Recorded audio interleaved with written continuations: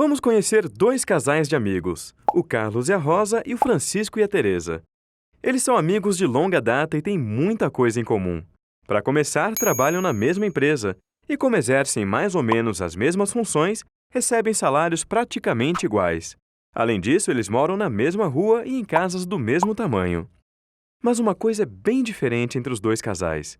O Francisco e a Teresa não têm filhos, são só os dois. Já o Carlos e a Rosa têm 3 filhos, um mais agitado que o outro. Recentemente, o Francisco e a Teresa quiseram aumentar o tamanho da casa em que moram e decidiram construir um segundo andar. Foi uma obra trabalhosa que levou bastante tempo, mas no final ficou muito bonito. O Carlos e a Rosa, quando viram o resultado, pensaram na hora que deviam fazer o mesmo. Afinal, já era tempo de arrumar mais espaço para as crianças. Mas quando fizeram as contas, que pena! O dinheiro que ganhavam não era suficiente. Mas como então Francisco e a Teresa conseguiram aumentar a casa se o salário deles é o mesmo do Carlos e da Rosa? Não é difícil responder, não é mesmo? O Carlos e a Rosa têm 3 filhos. As despesas deles são muito maiores do que as do Francisco e da Teresa. Eles têm gastos que os vizinhos não têm, como a escola, por exemplo. E outros gastos pesam mais no orçamento, como o supermercado, a luz, o gás. Por isso, sobra pouco para outras despesas, como fazer melhorias na casa. Com o orçamento público é parecido. Apesar de arrecadar dinheiro com a cobrança de tributos, o governo não pode gastar esse dinheiro como quiser. Existem algumas despesas que são obrigatórias, que o governo não pode deixar de fazer.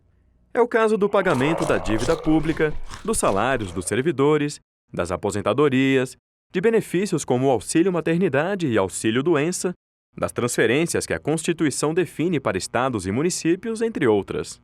Quando essas despesas obrigatórias aumentam muito, sobra pouco para fazer outros gastos que também são importantes para o desenvolvimento do país, como o financiamento de pesquisas científicas, a melhoria do ensino, a modernização de hospitais, a construção de estradas.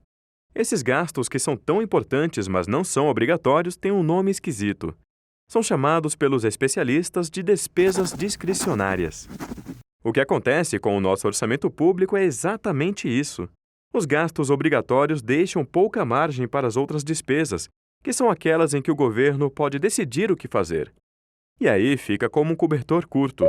Se a gente esquenta a cabeça, esfria os pés. Se esquenta os pés, esfria a cabeça.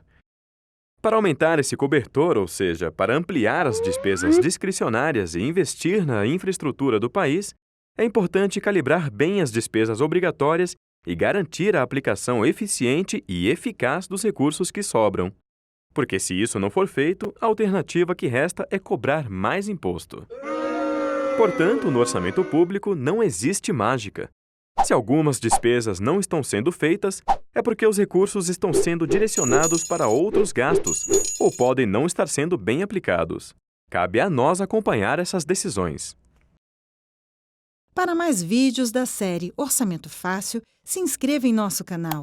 E se você acha que outras pessoas também deveriam aprender mais sobre orçamento público, curta o vídeo e compartilhe com seus amigos.